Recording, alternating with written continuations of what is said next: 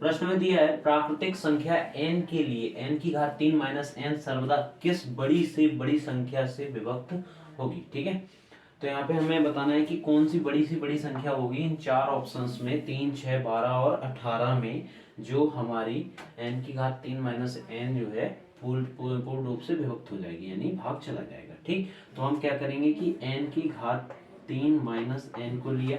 ठीक है, अब इसमें से हम देखेंगे कॉमन क्या है, n कॉमन है, यानी n को बाहर लिया, तो यहाँ पे कितना बचा, 3 था तो n की घात 2 और माइनस n पूरा गया तो 1, तो यहाँ पे भी हम क्या कर देंगे 1 की घात 2।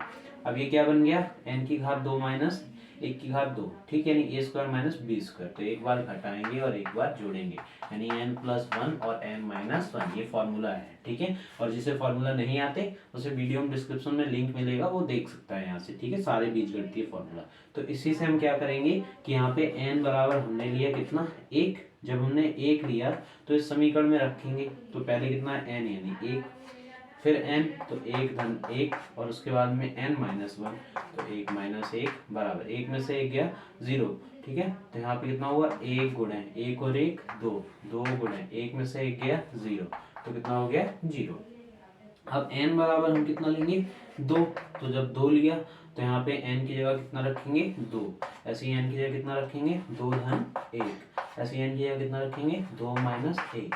ठीक है, तो यहाँ पे 2 का 2, 2 और 1 3 गुणे 2 में से 1 गया 1, 3 दूनी 6 एकम 6।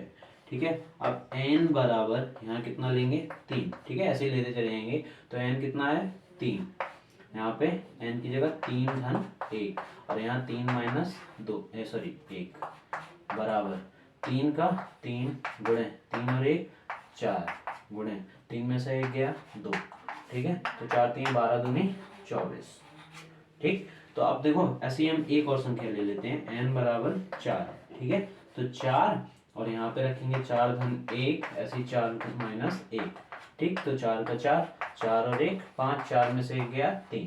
ठीक है, तो यहाँ कितना हो जाएगा 4 पंचे 20 3 60। ठीक, अब जो संख्याएं अगर वो सारी देखोगे, ठीक है, तो हमें बड़ी से बड़ी लेनी है। ठीक, तो यहाँ पे बड़ी से बड़ी जो है, ठीक है, ऐसे यहाँ पे भाग चला जा रहा है, तो 0 से 0 6 24 और 60। अब बड़ी से बड़ी लेंगे, अगर 3 लेंगे तो 3 से भी जाएगा, लेकिन ये छोटी है, अब इससे बड़ी लेंगे 6, तो 6 0 में भाग चला जाएगा, 6 में भी जाएगा, 24 में भी और 60 में भी। अब 12 को लेते हैं तो 12 में 6 का भाग नहीं जाएगा, यानी जो बड़ी से बड़ी संख्या है तो वो हमारी कितनी हो गई 6 हो गई, जो यहाँ पे पूर्ण रूप से विभक्त करेगी।